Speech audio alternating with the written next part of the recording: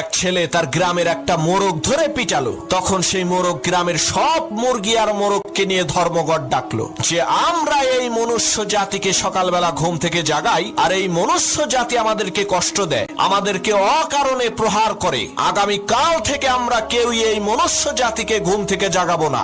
দেখি ওরা কি করে কাজকর্ম করে খায়। যে কথা সেই কাজ। তারপরের দিন সকালে সেই গ্রামের একটা মোরগও ডাকাডাকি করলো না, চুপ করে রইল। কিন্তু তারা ক্ষোভ থেকে বের হয়ে দেখলো একই অবাক কাণ্ড, গ্রামের সব মানুষ ঘুম থেকে উঠে তারা তাদের কাজকর্ম করছে। তখন গ্রামের সকল মুরগি আর মোরগ বুঝতে পারলো আমরা যদি না থাকি, বাকবাকুম করে না ডাকি, তাহলে মানুষের জীবনধারায় কোনো পরিবর্তন হবে না। ঠিক একইভাবে বন্ধু, তুমিও যদি না থাকো এই পৃথিবীর কিছুই আসবে যাবে না। তুমি তো ভালো, পৃথিবীর বিশাল বড় রাজা বাদশা নবী রাসূল তারাও চলে গেছে, তাই বলে কি পৃথিবী থেমে আছে? পৃথিবী তার আপন গতিতে চলছে আর কিয়ামত পর্যন্ত